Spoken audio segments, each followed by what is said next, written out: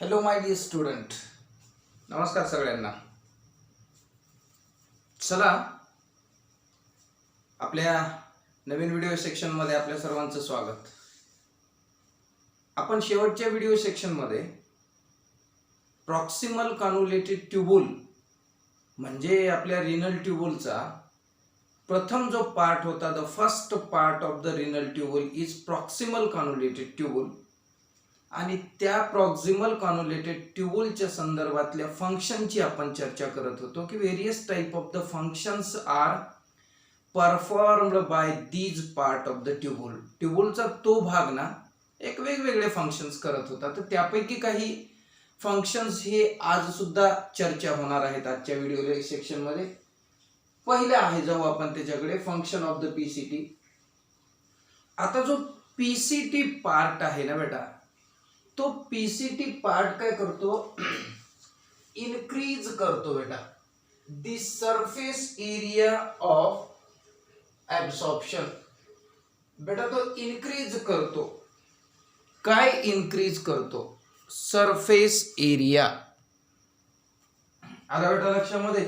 Surface area increase करतो. चलो ठीक आहे, पुढे. तसेच आता सरफेस एरिया हा काय करतो, इनक्रीज करतो. म्हणजे थोडक्यामध्ये सरफेस एरिया म्हणजे त्याचं कार्यक्षेत्र होय. त्या कार्यक्षेत्र म्हणजे काय, तर त्याचा जो एरिया आहे ना, क्षेत्र मराठीमध्ये आपण म्हणू, ते इनक्रीज होत असतं. कारण पीसीटी आपल्या सगळ्यांना माहिती आहे बेटा की हायली कॉइल्ड ट्यूब आहे. ती हायली कॉइल्ड म्हणजे खूप वेटोळे. विचार करा बेटा, ते वेटोळे ज्या वेळेस असे ओपन होतील ना, तर एरिया किती मोठा होईल. तर that area is for the absorption process. म्हणजे ऍब्सॉर्प्शन करायसाठी, कारण आपण बघितले काल आपल्या अगोदरच्या व्हिडिओमध्ये की काय काय पदार्थांचं ऍब्सॉर्प्शन तिथं होतं. पुढे, वॉटर इज रिऍब्सॉर्ब्ड थ्रू. वॉटर जे आहे ते ऑस्मॉसिसच्या पद्धतीनं, मुलांना आणि मुलींना काय होतं बेटा, ऑस्मॉसिसच्या पद्धतीनं त्याचं ऍब्सॉर्प्शन होतं, रिऍब्सॉर्प्शन. आता तुम्हाला ऑस्मॉसिस माहिती नाही. ऑस्मॉसिस म्हणजे काय, तर थोडक्यात असं म्हणू आपण की मुवमेंट ऑफ सोल्यूटचे जे कॉन्सन्ट्रेशन असतं बेटा, सोल्यूट म्हणजे द्रावणामधला एक छोटासा कॉन्सन्ट्रेशन असलेला पदार्थ, सबस्टन्स. तर त्या सोल्यूटचं, ज्याला द्राव्य असं आपण म्हणतो, सोल्यूटचं कॉन्सन्ट्रेशन लोअर कॉन्सन्ट्रेशन कडून, सोल्युशनच्या लोअर कॉन्सन्ट्रेशन कडून हायर कॉन्सन्ट्रेशन कडे जाण्याची जी प्रक्रिया असते त्याला आपण म्हणतो बेटा ऑस्मॉसिस त्याला म्हणतो. ठीक आहे, पुढे चला. Next, the substance which is not absorbed through the PCT. आता आपण काय केले की there are different type of the substances are absorbed from the PCT. Amino acid असेल, ग्लुकोज असेल, विटॅमिन असेल, हार्मोन असतील, व्हेरियस टाइप ऑफ आयन्स असतील. मग असे कोणते सबस्टन्स आहेत जे सबस्टन्स रिॲब्सॉर्ब केले जात नाहीत पीसीटी मधून? मग ते आहेत बेटा, लक्षात ठेवा, सल्फेट आयन्स वगैरे आहेत आणि क्रेटिनाइन आहे बेटा, क्रेटिनाइन आहे. आणि दीज आर दी सबस्टन्सेस. ही काही सबस्टन्सेस आहेत जी पीसीटी मधून काय केले जात नाहीत बेटा, ते रिॲब्सॉर्ब केले जात नाही, पीसीटी मधून पुढे पाठवले जातात. आता पीसीटी मध्ये जे ऍब्सॉर्ब केलं जातं ते तर घेतलंच जातं, पण जे नाही ऍब्सॉर्ब केलं ते पुढं खाली पाठवलं जातं. पुढं बघू आता. ठीक आहे बेटा, आता आपण दुसऱ्या भागाकडे जाणार आहोत. तो दुसरा भाग आहे आपला लूप ऑफ हेनली. ठीक आहे बेटा, लूप ऑफ हेनली. तर हा जो लूप ऑफ हेनली आहे हे काय आहे याची आपण चर्चा करू. चला, तर एक बॉटनी आपले अॅनाटॉमिस्ट होते बेटा, ते अॅनाटॉमिस्ट होते जेकोब नावाचे शास्त्रज्ञ. विद्यार्थ्यांना लक्षात घ्या बेटा, जेकोब नावाचे शास्त्रज्ञ होते, जेकोब हेनली. ठीक आहे बेटा, जेकोब हेनली. आणि या जेकोब हेनलीच्या नावावरून काय पडलेलं आहे थोडक्यामध्ये, तर त्या लूप म्हणजे काय, एक वळण आहे, वळण. आलं लक्षामध्ये, एक राऊंड आहे बेटा आणि त्यालाच आपण लूप ऑफ हेनली असे म्हणतो. This is the second important part of renal tubule. पहिला प्रॉक्सिमल ट्यूबुल होता बेटा आणि दुसरा आहे आता आपला लूप ऑफ हेनली. चला जाऊ पुढे. PCT open into a narrow you आकाराची एक ट्यूब आहे किंवा हेअर पिन, डोक्याला केसांमध्ये लावायची जी पिन आहे लेडीज वापरतात, त्या पिन सारख्या आकाराचा एक भाग ही नलिका बनवते. वाक्य परत एकदा बेटा, आपलं जे रिनल ट्यूबुल आहे ना त्याचा एक भाग छोटासा हा आपल्याला हेअर पिन सारखा किंवा इंग्रजी लेटर यू सारखा दिसतो आणि त्याला आपण लूप ऑफ हेनली रिजन असे म्हणतो. आता विद्यार्थ्यांनो हे लक्षात घ्या बेटा की हे आपला आपण इथं बोमन्स कॅप्सूल काढलेला आहे बेटा, ठीक आहे, आणि हे इथं प्रचंड अशी एक हायली कॉइल्ड ट्यूब काढलेली आहे आणि हायली कॉइल्ड ट्यूब काढल्यानंतर माय डिअर स्टुडंट हे अशा पद्धतीने एक यू शेप्ड ट्यूब तयार होते. काय तयार होते बेटा? यू शेप्ड ट्यूब तयार होते. लक्षात घ्या, हा आपला कोण आहे रे बेटा? हा आपला बोमन्स कॅप्सूल वगैरे आहे, हे त्याचं नेटवर्क आहे. चला ठीक आहे, वाक्य बघा. हा जो पर्टिक्युलर इतका पार्ट आहे एवढा, याला आपण चर्चा केलेली की this is the PCT, proximal convoluted tubule आहे. मग आता प्रॉक्सिमल कन्व्होल्युटेड ट्यूबुलच्या नंतर सुरुवात होणारा जो पार्ट आहे ज्याचा आकार इंग्रजी लेटर यू सारखा आहे बेटा किंवा हेअर पिन सारखा आहे, त्याला लूप ऑफ द हेनली असे म्हणत असतात. ओके बेटा, चला पुढे जाऊ. It enters the medulla region of the kidney. बेटा एमसीक्यू ला हा प्रश्न विचारला जातो, medulla region of the kidney. घ्या बेटा, हे जर समजा आम्ही समजलो की हा जर किडनीचा कॉर्टेक्सचा पार्ट असेल बेटा, तर कॉर्टेक्सच्या नंतर जे खालचा भाग असणार आहे तो मेडुला असणार आहे किडनीच्या. ठीक आहे रे बेटा. मग आता जे यू शेप्ड ट्यूब दिसते तुम्हाला, दॅट यू शेप्ड ट्यूब ही कशात आलेली आहे? मेडुला रिजन मध्ये आलेली आहे. आणि ते वरचा जो पार्ट होता पीसीटी तो शिकलोय आपण कॉर्टेक्स रिजन मध्ये होता. पुढे चला बेटा.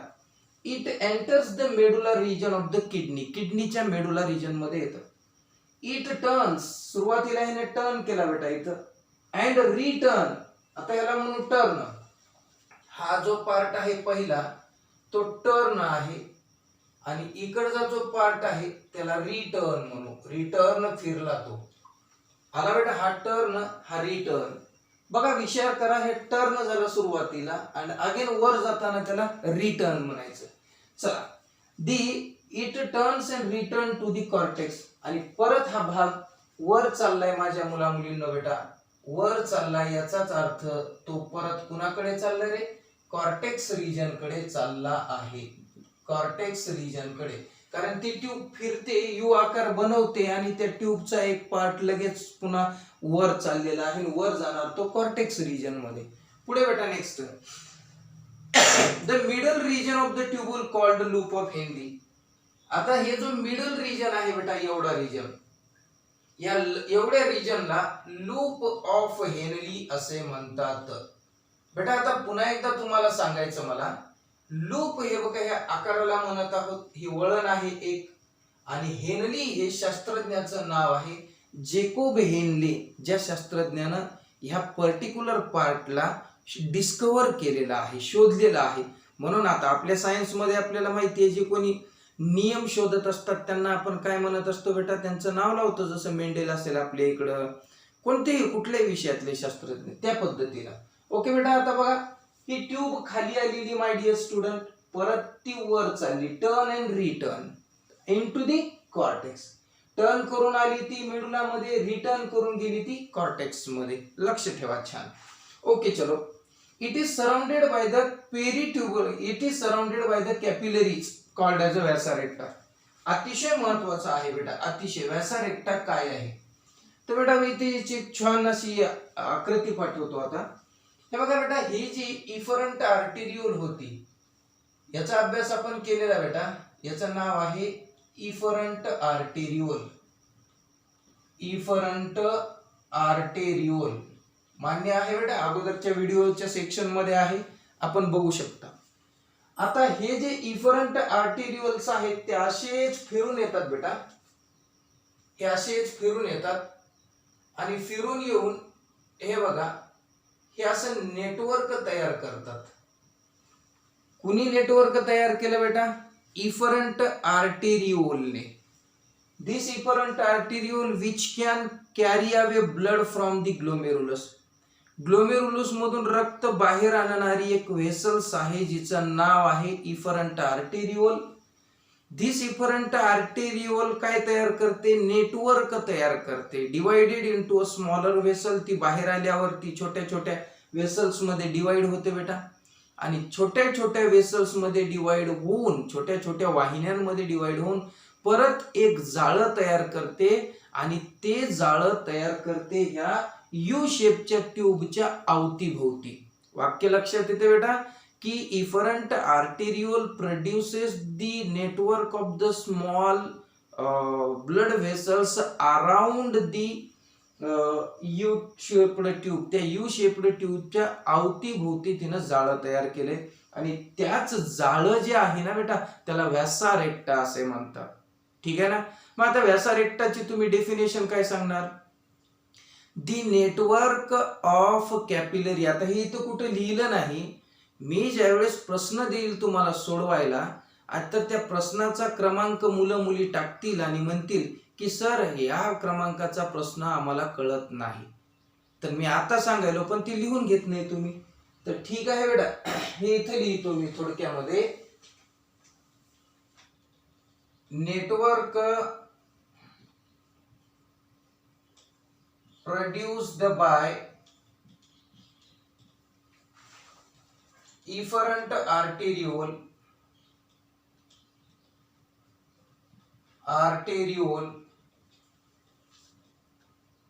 around loop of Henle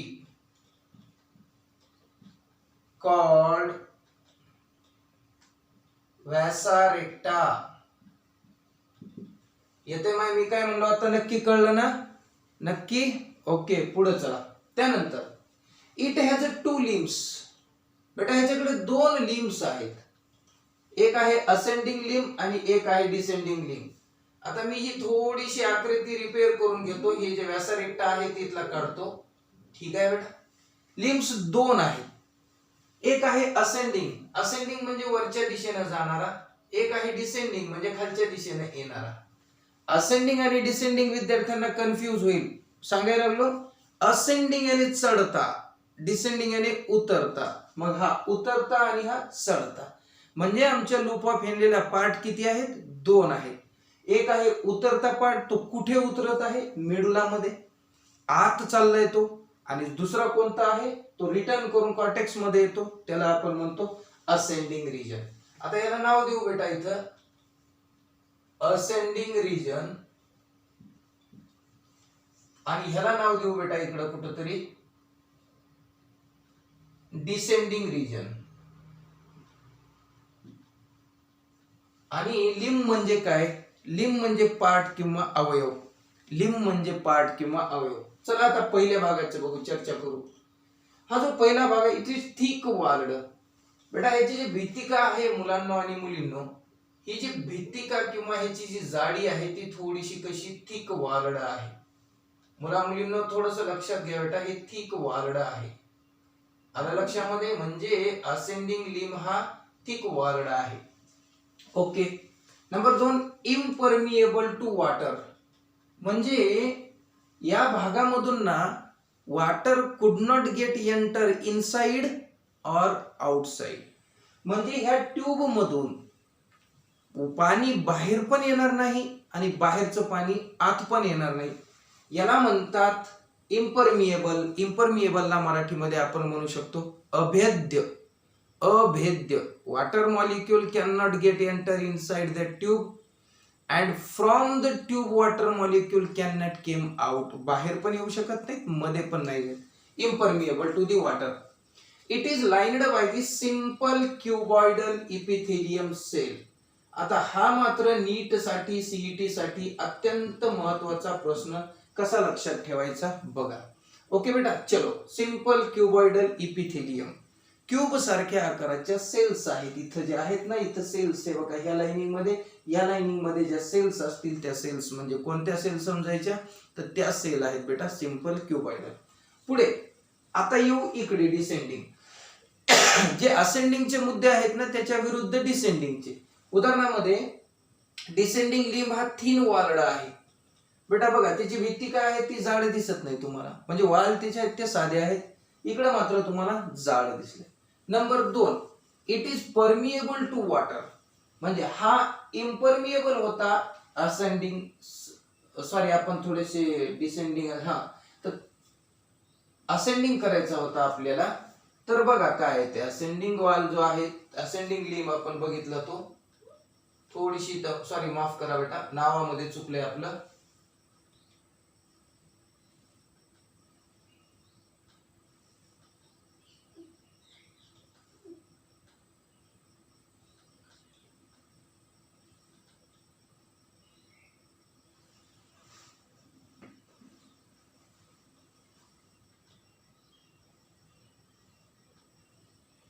ठीक आहे, हे असेंडिंग आणि डिसेंडिंग.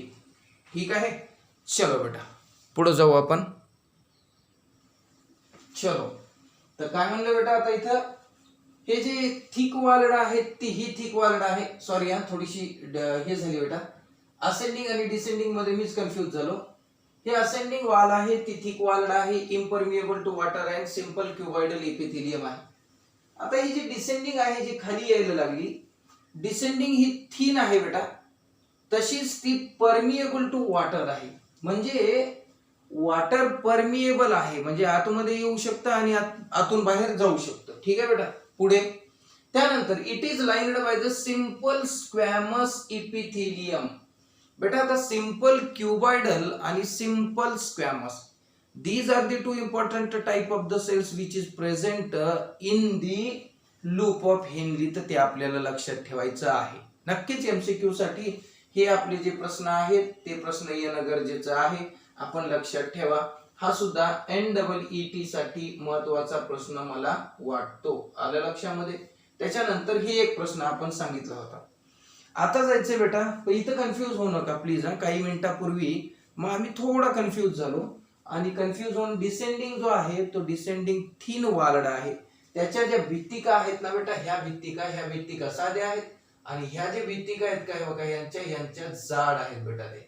ठीक आहे, अशा पद्धतीने त्यांचं स्ट्रक्चर असणार आहे, लक्षात घ्या. चला पुढे आता फंक्शन्स बघू त्यांचे काय काय आहेत. पहिलं फंक्शन आहे it maintain the concentration of urine. बेटा माय डिअर स्टुडंट, युरिनचं कॉन्सन्ट्रेशन मेंटेन करायचंय, पण आपल्याला युरिनचं कॉन्सन्ट्रेशन म्हणजे माहिती नाही बेटा. मेंटेनन्स ऑफ, त्याच्यामध्ये जे मेंटेनन्स आहेत ना, सॉल्ट आणि वॉटर. सॉल्ट किती प्रमाणात, क्षार किती असावा आणि वॉटर किती असावा, ह्याचं प्रमाण मेंटेन करणे म्हणजे कॉन्सन्ट्रेशन मेंटेन करणे होय. डू यू अंडरस्टँड बेटा मी काय म्हणतोय? एक गोष्ट लक्षात घ्या, पुढच्या भागात आपल्याला येणार आहे. असेंडिंग पार्ट जो आहे इम्परमिएबल आहे वॉटरला, म्हणजे वॉटर आतमध्ये नाही जाणार, बाहेरही नाही येणार. पण डिसेंडिंग जे आहे पार्ट लूप ऑफ हेनलीचा, त्यात वॉटर इन अँड आउट होऊ शकतं, परमिएबल आहे. पुढे आता इथे लिहिले सॉल्ट आणि वॉटर बॅलन्स जे आहे, त्या सॉल्ट आणि वॉटर बॅलन्सचं मेंटेनन्स केलं की युरिनचं कॉन्सन्ट्रेशन मेंटेन होतं. पुढे reabsorption is a minimum in ascending limb. बेटा आता हे जे असेंडिंग लिंब दिसतं ना इथं, या असेंडिंग लिंब मध्ये रिअब्सॉर्प्शन जे आहे ते कमी होतं. डिसेंडिंग मध्ये होतं पण रिअब्सॉर्प्शन इज अ मिनिमम आहे. एमसीक्यू ला विचारलं जाईल की ह्या दोघांपैकी कुठे ऍब्सॉर्प्शन जास्त आणि कुठे ऍब्सॉर्प्शन कमी आहे ते लक्षात ठेवा. यस, पुढचं फंक्शन आहे इट मेंटेन दी हाय. कोण आता लूप ऑफ हेनलेचं फंक्शन बघतोय ना आपण, high osmolarity of the medullary interstitial fluid. बेटा मेडुला रिजन मध्ये जे फ्लुइड आहे, मेडुला मध्ये जे फ्लुइड आहे, त्या फ्लुइड मध्ये जे हाय कॉन्सन्ट्रेशन आहे सोल्यूटचं, तर ते हाय कॉन्सन्ट्रेशन मेंटेन करायचं काम मुलांना आणि मुलींना कोण करतं बेटा इथं? हा लूप ऑफ हेनले करतो. वाक्य काय म्हणलोय आपण की this is the loop of the Henle which can increase the concentration of osmolarity. म्हणजे सोल्यूटचे पार्टिकल्स किंवा सोल्यूटचे जे कॉन्सन्ट्रेशन आहे ते वाढवतंय बेटा, ते वाढवतं.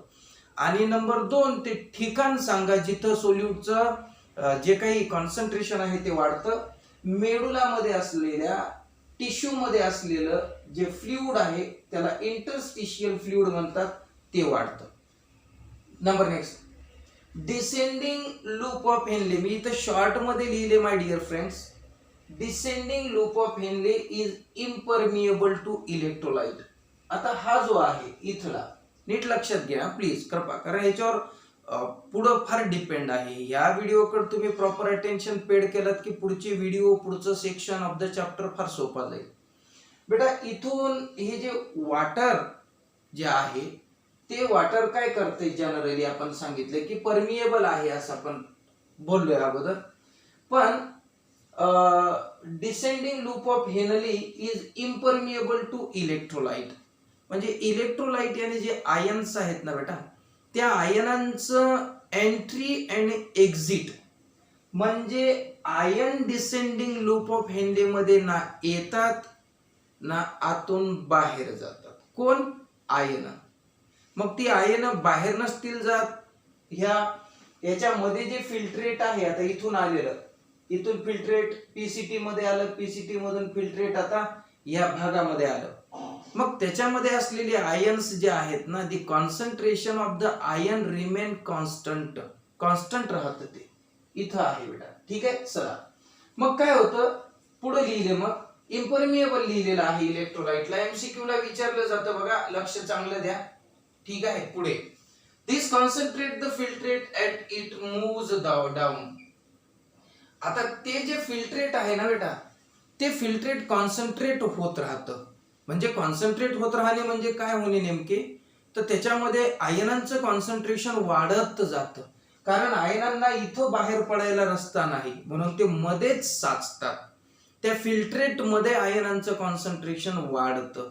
आणि मग आता आयनांना किंवा त्या फिल्ट्रेटला हे बघा असं खाली यायचंय आणि खाली येऊन फिरून माझ्या प्रिय मुला मुलींना बेटा त्याला परत वर जायचं आहे त्या फिल्ट्रेटला, ठीक आहे. पुढे त्यानंतर मग आता हे इथून कुठे चालले बेटा, डिसेंडिंग लूप मधून आता असेंडिंग कडे चाललेलं आहे. मग दी ascending loop of Henle is allow the transport of electrolyte actively और पॅसिव्हली. आता त्यांच्या विरुद्ध काम होतं बेटा. कसं विरुद्ध काम होतं बघा, डिसेंडिंग लूप ऑफ किंवा डिसेंडिंग जे काही लिंब ऑफ लूप ऑफ हेनले आहेत ना, त्यांच्यामध्ये इलेक्ट्रोलाइटचं देणं नाही घेणं नाही, एंट्री बी नाही एक्झिट बी नाही. पण इथं तसं नाही, एंट्री पण होते पण एक्झिट बी होते, दोन्ही गोष्टी अपोजिशन मध्ये. Ascending loop of Henle is allows याने परवानगी देतात. कशाला? ट्रान्सपोर्ट ऑफ इलेक्ट्रोलाइट, इलेक्ट्रोलाइटचं वहन होण्यासाठी परवानगी देतात, ऍक्टिव्हली किंवा पॅसिव्हली. ऍक्टिव्हलीचा अर्थ होतो लो कॉन्सन्ट्रेशन कडून हाय कॉन्सन्ट्रेशन कडे, आणि पॅसिव्हलीचा अर्थ होतो की हाय कॉन्सन्ट्रेशन कडून लो कॉन्सन्ट्रेशन. म्हणजे this is the energy requiring process आहे. ह्या प्रोसेसला एनर्जी लागते. सपोज दॅट आपण पायऱ्यावर चाललेलो आहोत, तर वर चढताना एनर्जी लागते, ते ऍक्टिव्ह म्हणायचं. पायऱ्या उतरताना एनर्जी नाही लागत, त्याला आपण पॅसिव्ह म्हणतो. तर अशा पद्धतीनं कमी कॉन्सन्ट्रेशन कडून जास्त कडे सुद्धा आणि जास्त कडून कमी कडे सुद्धा आयनांचं ट्रान्सपोर्टेशन होतं, आयनांचं वहन होतं. त्याला आपण मुला मुलींना म्हणू ऍक्टिव्हली आणि पॅसिव्हली. हे इथं व्हायले, इकडं होत नव्हतं. पुढे, therefore as the concentrated filtrate passed upward. आता हे कॉन्सन्ट्रेटेड फिल्ट्रेट अपवर्ड वरच्या दिशेला पास व्हायला लागलेला आहे. It get diluted due to the passage of electrolyte. आता इथे जे खूप कॉन्सन्ट्रेटेड होतं बेटा, तिथं कॉन्सन्ट्रेटेड जास्त का होतं सगळ्यांच्या डोक्यात आले, कारण कॉन्सन्ट्रेशन ऑफ किंवा प्रमाण जे आयनांचं होतं फिल्ट्रेट मध्ये ते डिसेंडिंग मध्ये जास्त होतं. का? तर त्या फिल्ट्रेट मधून आणि या डिसेंडिंग लिंबच्या वाल मधून इलेक्ट्रोलाइट बाहेर पडू शकत नव्हते. म्हणजे फिल्ट्रेट मधून जर इलेक्ट्रोलाइट बाहेर पडले असते तर फिल्ट्रेट कॉन्सन्ट्रेटेड झालं नसतं. पण तेच फिल्ट्रेट ज्यावेळेस असेंडिंग मध्ये येतं त्यावेळेस त्या फिल्ट्रेट मधून कोण बाहेर पडतं तर ते इलेक्ट्रोलाइट बाहेर पडतात. म्हणून कॉन्सन्ट्रेटेड असलेलं जे फिल्ट्रेट आहे ते आता कॉन्सन्ट्रेटेड न राहता, तीव्र न राहता सौम्य होतं. ओके बेटा, passage of the electrolyte to the medullary fluid, आणि तिथून इलेक्ट्रोलाइट ज्यावेळेस बाहेर येतात तर ह्याच्या आजूबाजूला आपल्या लूप ऑफ हेनलेच्या आजूबाजूला मेडुलरी पार्ट आहे, मेडुला रिजन आहे. त्या मेडुला रिजन मध्ये असलेल्या फ्लुइड मध्ये जाऊन ते इलेक्ट्रोलाइट मिसळतात. किती सोपं. पुढे, longer descending limb allow the more time. आता हे आपल्याला एवढा दिसतो एवढा पार्ट, जर डिसेंडिंग लिम्ब जर बेटा हा इतका विचार करा लॉंगर असेल तर more time for the water to flow out of the filtrate. म्हणजे ह्याच्या लेंथ वरून जर विचार केला तर जास्त वेळ मिळणार आहे वॉटरला जास्त वेळ मिळणार आहे to flow out of the filtrate. म्हणजे फिल्ट्रेटच्या बाहेर पडण्यासाठी वॉटरला जास्त वेळ मिळणार आहे. पुढे एकदा लक्षात घ्या बेटा, काय म्हणलो, लॉंगर डिसेंडिंग लिम्ब असेल, हा डिसेंडिंग लिम्ब कुणाच्या काही ऑर्गॅनिझम मध्ये जास्त असेल तर तो काय करतो, more time for the water to flow out of the filtrate. म्हणजे फिल्ट्रेट मधून पाण्याला बाहेर पडायला खूप वेळ लागणार आहे, खूप वेळ लागणार आहे. पुढे, so the longer limb makes the filtrate more hypertonic. विचार करा बेटा, हे जर जास्त लांब असेल, descending loop of the Henley जास्त लांब असेल तर त्याचा परिणाम काय होतो, so the longer limb makes the filtrate, त्याच्यामध्ये जे फिल्ट्रेट आहे ना ते खूप हायपरटोनिक होतं than the shorter limb. Shorter limb पेक्षा ते जास्त काय होतं, हायपरटोनिक बनतं. आता हे हायपरटोनिक म्हणजे काय तर बेटा इथं विचार करा, इथे जी फिल्ट्रेट आहे ती फिल्ट्रेट, तर ती फिल्ट्रेटचं मध्ये असलेलं सोल्यूटचं कॉन्सन्ट्रेशन जास्त असतं बाहेरच्या प्रमाणापेक्षा. पुन्हा एकदा सांगतोय की एखादी सपोज दॅट बेटा ही सेल आहे, ठीक आहे, आणि हे सेलचा इनसाइड पार्ट आहे आणि हा आउटसाइड पार्ट आहे. वाक्य ते लक्षात घ्या बेटा, सेलचा इनसाइड पार्ट आहे आणि तो आउटसाइड पार्ट आहे. मग outside the cell concentration of the solution, इथं बघा, इथं सोल्यूटचं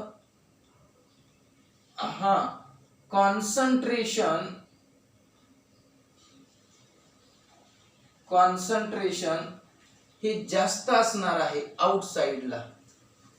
लक्षात घ्या बेटा, वाक्य काय म्हणतोय बघा, आउटसाइड द सेल, सेलच्या बाहेर सोल्यूटचं कॉन्सन्ट्रेशन जास्त असेल आणि त्या सोल्यूटचं कॉन्सन्ट्रेशन सेलच्या आतमध्ये कमी असेल.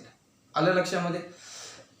तर त्याच्यामुळं काय प्रॉब्लेम होतो माहिती आहे की वॉटर मॉलिक्यूल जे आहेत ते वॉटर मॉलिक्यूल आता सेल मधून बाहेर येतात बेटा, वॉटर मॉलिक्यूल सेल मधून बाहेर येतात कारण सोल्यूटचं कॉन्सन्ट्रेशन बाहेर जास्त आहे.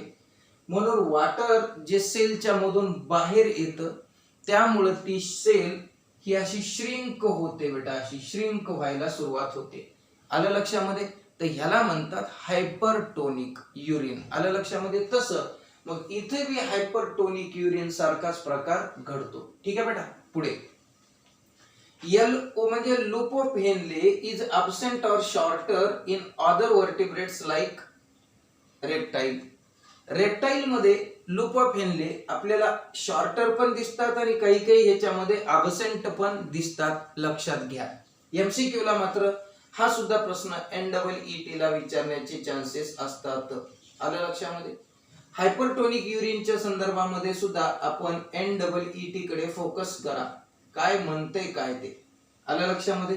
म्हणजे थोडक्यात असं सांगायचं, सोल्यूटचं कॉन्सन्ट्रेशन बाहेर जास्त आहे आणि आतमध्ये कमी आहे. तर अशा पद्धतीचं काम मुलांना आणि मुलींना तिथं होतं.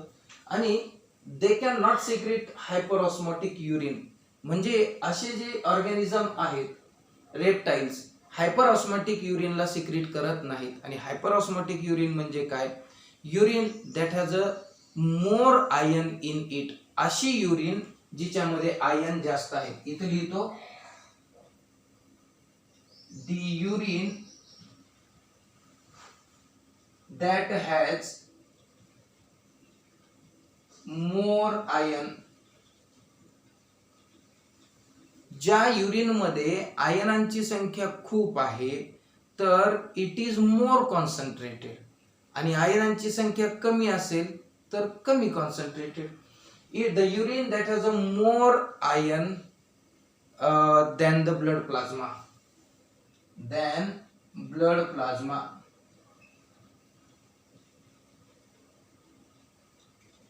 ठीक आहे बेटा.